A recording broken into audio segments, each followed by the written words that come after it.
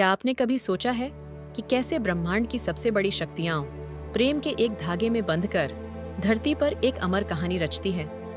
आज हम जानेंगे महादेव और देवी पार्वती के उस अलौकिक मिलन की कथा जिसने मदुरई की धरती को पवित्र किया और प्रेम की परिभाषा ही बदल दी। ये सिर्फ एक कहानी नहीं, ये है भाग्य, भक्ति और दिव्य प्रेम का महाकाव्य। प्राचीन काल में मदुरई नगरी पर राजा मलयध्वज और उनकी धर्मपरायण रानी कांचनमाला का शासन था। उनका जीवन सुख समृद्धि से परिपूर्ण था, परंतु एक गहरा दुख उनके हृदय में छिपा था। उन्हें कोई संतान नहीं थी। राजमहल की हर खुशी इस सूनेपन के आगे फीकी पड़ जाती थी। वर्षों तक उन्होंने अनगिनत तपस्याएं की, कठोर व्रत रखे और देवताओं को प्रसन्न करने के लिए यज्ञ अनुष्ठान किए। हर सुबह, हर शाम उनकी प्रार्थनाएं आकाश में गूंजती थीं। एक संतान की आस में उनका हृदय व्याकुल रहता था। वे जानते थे कि एक राजा के लिए वंश का चलना कितना महत्वपूर्ण है। अपनी अंतिम आशा के रूप में राजा मलयध्वज ने एक विशाल पुत्रकामेष्टि यज्ञ का आयोजन किया। मदुरई नगरी मंत्रों की ध्वनि, पवित्र अग्नि की सुगंध और धूप दीप की जगमगाहट से भर उठी। हर नागरिक ने इस महायज्ञ में अपनी श्रद्धा अर्पित की, राजा रानी के लिए संतान की कामना की। यज्ञ की अग्नि प्रचंड रूप से प्रज्वलित थी जब अचानक एक अद्भुत घटना घटी। अग्निकुंड से एक दिव्य बालिका प्रकट हुई जिसका तेज सूर्य के समान था। उसकी सुंदरता अलौकिक थी, परंतु उसके 3 स्तन थे जिसने सभी को विस्मय में डाल दिया। राजमहल में उपस्थित सभी लोग इस अद्भुत दृश्य को देखकर चकित रह गए। तभी आकाश में एक गंभीर और मधुर वाणी गूंजी जिसने सभी के संदेहों को शांत कर दिया। आकाशवाणी ने कहा, हे राजन, यह बालिका कोई साधारण कन्या नहीं है। जब यह अपने वास्तविक पति को देखेगी तब इसका तीसरा स्तन स्वयं ही लुप्त हो जाएगा। इस दिव्य संदेश ने राजा रानी को आश्वस्त किया। उन्होंने उस कन्या का नाम मीनाक्षी रखा, जिसका अर्थ है मछली जैसी सुंदर आंखों वाली। मीनाक्षी की आंखें इतनी विशाल और मोहक थीं कि वे सचमुच जल में तैरती मछली के समान प्रतीत होती थीं। यह नाम उसकी अद्वितीय सुंदरता का प्रतीक बन गया। मीनाक्षी बचपन से ही असाधारण थीं। उन्होंने केवल राजसी शिक्षा ही नहीं, बल्कि युद्ध कला, राजनीति और शासन के सभी पहलुओं में निपुणता प्राप्त की। उनकी बुद्धि तीव्र थी और उनका साहस अद्वितीय। वे एक ऐसी वीरांगना बनी जिसकी बराबरी कोई नहीं कर सकता था।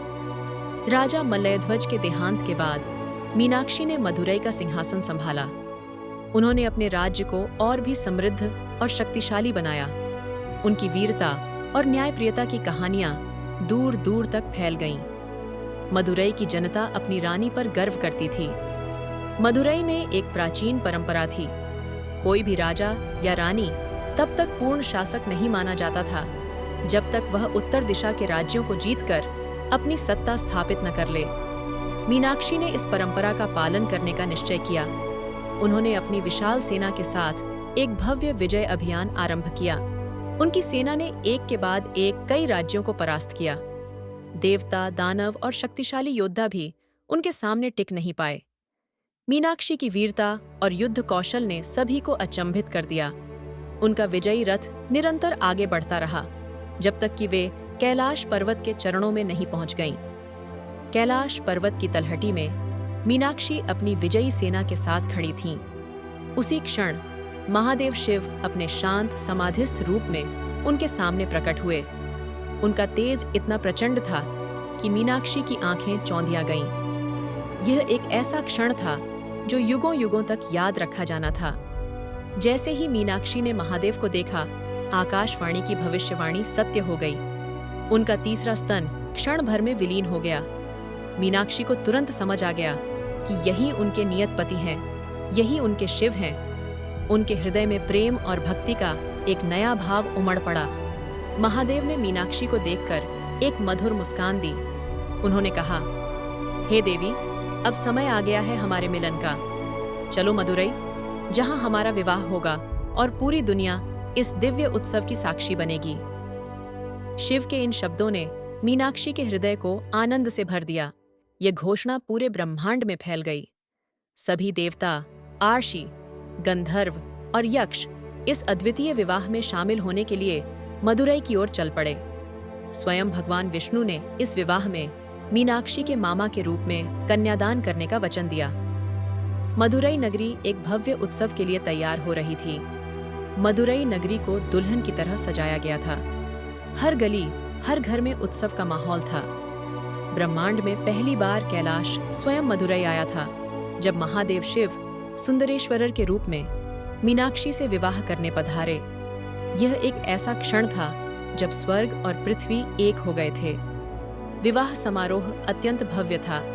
भगवान विष्णु ने स्वयं मीनाक्षी का कन्यादान किया। वेद मंत्रों की ध्वनि, भजन और नृत्य से पूरा वातावरण गूंज उठा।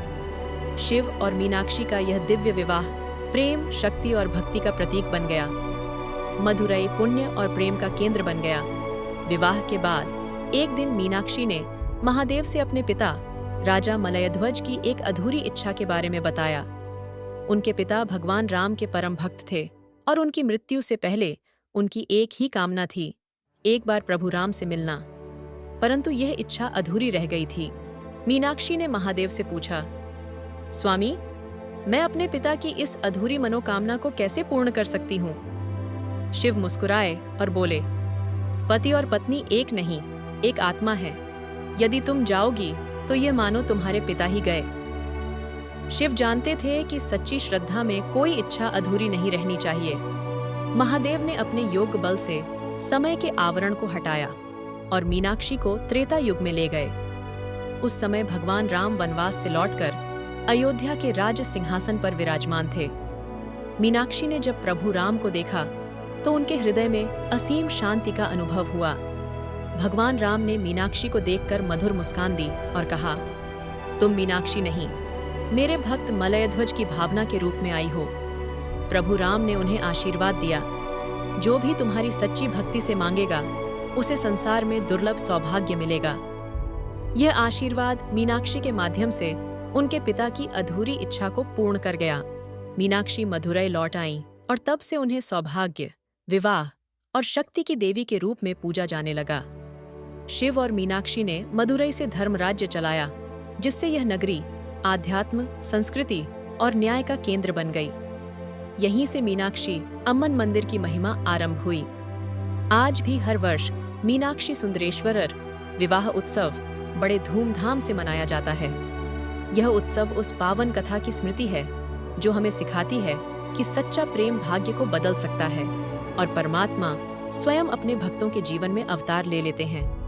यह केवल एक प्रेम कहानी नहीं, यह है दिव्य लीला, जहां एक बेटी अपने पिता की अधूरी चाह पूरी करने के लिए समय को भी पार कर जाती है। यह कथा हमें सिखाती है कि प्रेम में कितनी शक्ति होती है। ये बताती है कि कैसे एक साधारण राजा की भक्ति ने उसे ब्रह्मांड की सबसे बड़ी देवी का पिता बनने का सौभाग्य दिया। मीनाक्षी और शिव का प्रेम केवल दो आत्माओं का मिलन नहीं, बल्कि ब्रह्मांडीय संतुलन और धर्म की स्थापना का प्रतीक है।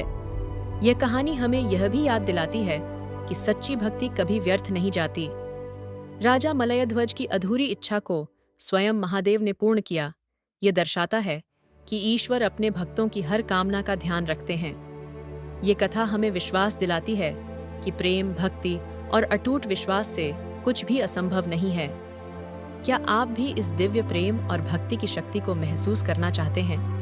इस अद्भुत कथा को अपने मित्रों और परिवार के साथ साझा करें। इस कहानी पर अपने विचार हमें कमेंट्स में बताएं और ऐसे ही और पौराणिक कथाओं के लिए हमारे चैनल को सब्सक्राइब करें।